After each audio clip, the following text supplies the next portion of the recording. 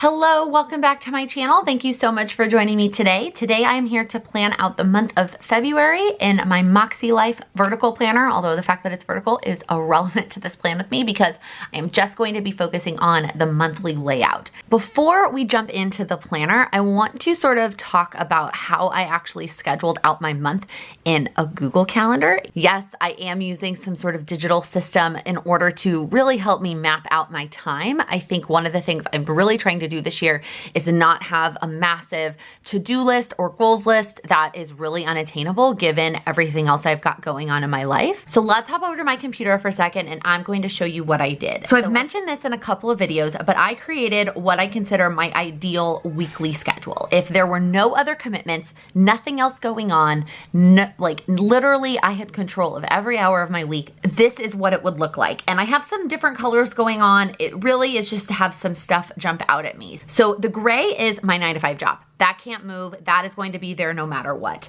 The sort of bluish purple at the beginning and the end of the day, those are sleeping and my morning and my evening routines. Those also shouldn't move. Kind of like my 9-to-5 job, those should be where they are. However, they might. If I have an event that goes super late, those might end up moving. The peach color are my workouts, and you can see right now I've got it slated to do 6 a week. I realize that that is super ambitious, but I've talked about this before. If I have 6 scheduled, I'm more likely to actually complete 4 or 5. So right now I have it at 6 scheduled. Then the light purple are the things that I need to do each week. So we've got filming and editing the 3 videos that go up every week. We have cooking my 3 HelloFresh meals, going to Weight Watchers, meal planning, meal prepping, cleaning the apartment, grocery shopping. So the things that I really need to do or want to do every single week, no matter what. However, those purple boxes can definitely move to different days if they have to. Again, this is the ideal week, but if something were to get scheduled, let's say on a Monday, then cooking that HelloFresh meal and editing the videos could get moved to another day. When those get moved to another day,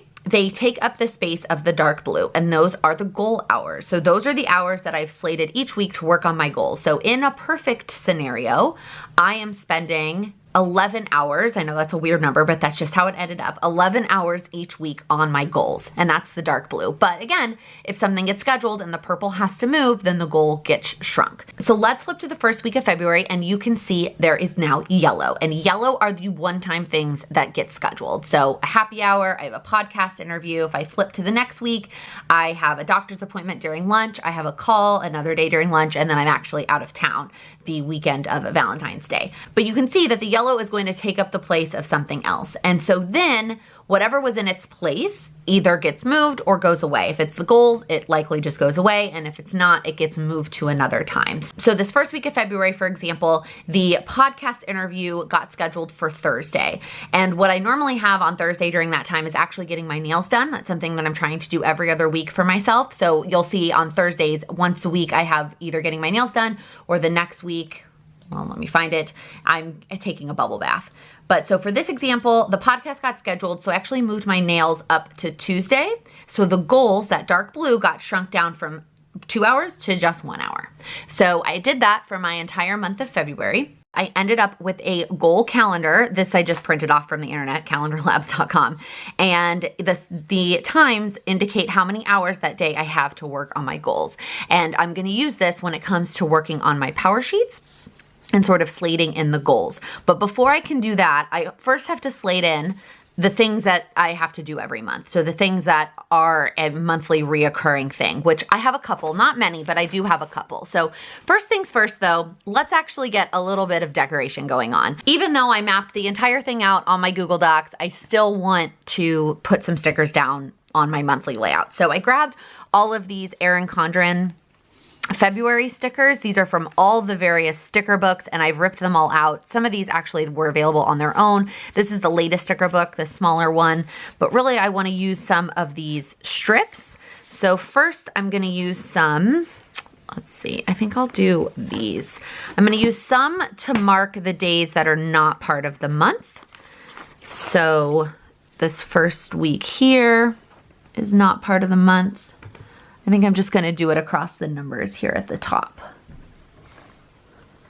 I used to do this with one of those big Erin Condren sticker sheets, but I am trying to use up my stickers, and those are also good for weekly planning. So these I'm trying to use up on the monthly. Some months I probably still will pull in one of those, Erin Condren sticker sheets. But for now, I'm just going to put these across the days that are still technically part of January.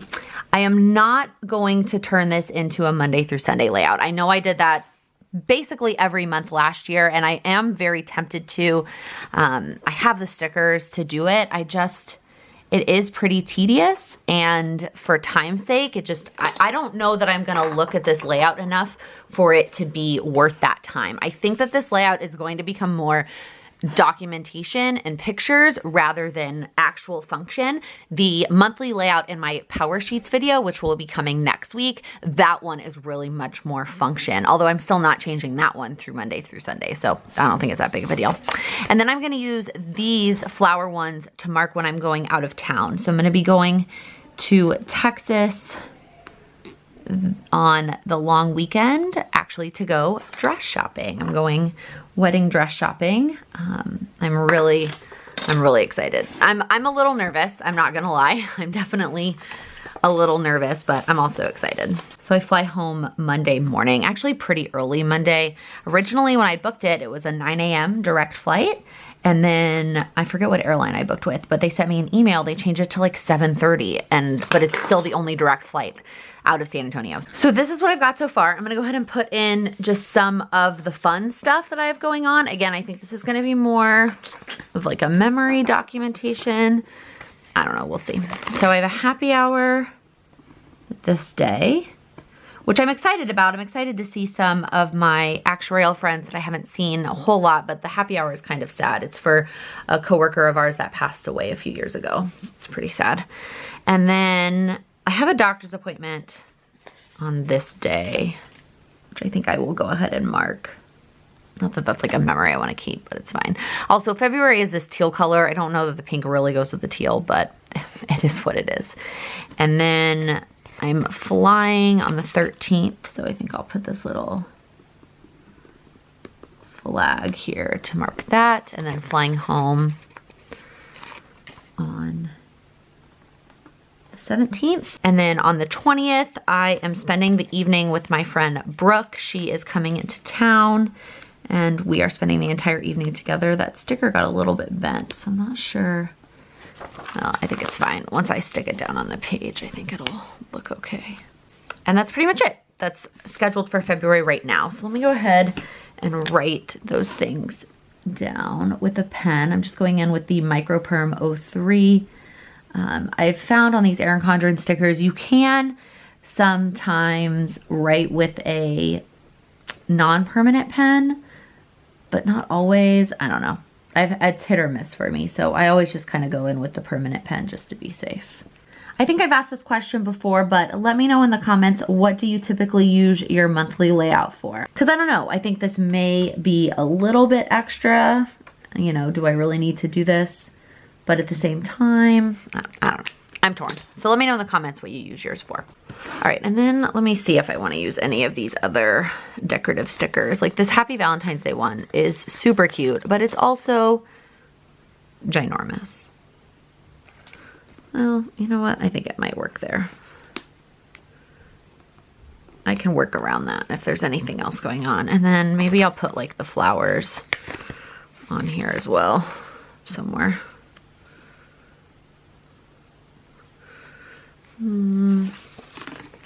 Maybe not. No, that's cute. I was thinking about writing birthdays here, but truthfully, I have one birthday in February. One. That's it. I don't really feel the need to write. I know her birthday's in February. I'm not going to forget that. Now I'm just going a little bit crazy with the stickers here, just trying to use them up and kind of make this a little bit more fun and decorative. Okay, I'm going to stop. All right, so the other thing I need to do is work on the monthly to-do list, which I actually already started. And the way that I started it was by rewriting my Q1 goals. And I think that by rewriting them, it sort of refreshed my brain and reminded me that when I think of to-dos or goals that are related to each of these categories, unless they are quick like 10 minutes or less things that I can do, like canceling Rent the Runway, updating my Instagram highlights, those things are pretty quick, then can they wait until a later quarter? Like, do they need to get done now, or should I be spending that time on my goals? So what I'm gonna do is flip back to January's monthly to-do and start by moving over any of the must-dos. So we have the birthdays. Those happen every month. All right, and then we have dyeing my hair, which I don't really know which category that goes in. I'm putting it under physical health, but I feel like it could go under any category. Doing my power sheets prep work.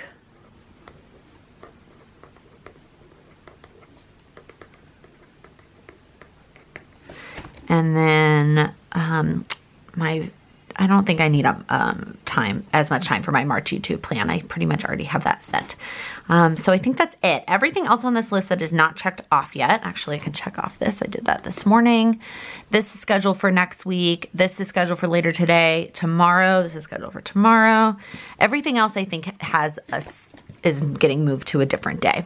So really, it's not that many things. So let's go back to this and kind of schedule those things in. I think I'm gonna start doing birthdays mid-month so that I can capture the first half of the next month and have those ready to go. Does that make sense? Because if I wait, like let's say I schedule in birthdays for the 4th. Well, if somebody's birthday was like at the beginning of this, I'm gonna miss that. So I'm thinking maybe instead I do it on like the 12th, right? And then capture this week, and the next 2 weeks of March, like do it for the next 4 weeks. I guess I could do that here too. I could do it on the 4th and then include the first week of March. Okay, let's do that. So we're gonna put birthdays here. And then we're gonna put dyeing my hair because it's happening pretty much towards the end of the month. So I'm gonna put this here. Okay, and then the other things, this can be lumped into like Wedding Wednesday. And these things are not super time intensive. So I think I will save maybe 2 hours as a buffer.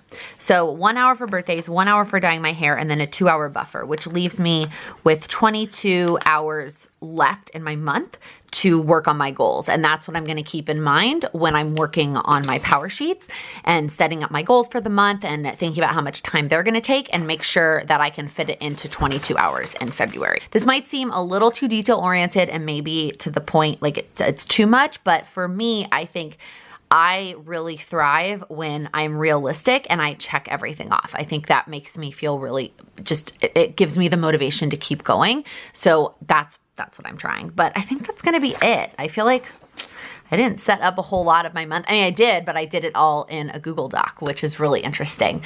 So that is gonna be it. If you have any other questions or if you wanna see more of my process, maybe next month, I'll take you along with actually moving the things around in the calendar, like actually like letting the yellow things get scheduled and then moving the boxes around. I sort of did that on my own this month because I needed time to sort of digest it, but maybe next month we could do it together. But that is gonna be it for this video. If you liked it, please give it a thumbs up. If you're new here, please click that subscribe button. I upload new videos every Monday, Wednesday, and Friday. Thank you so much for watching. Happy planning. Why do the people in the hallway need to be so loud? Or should I be spending those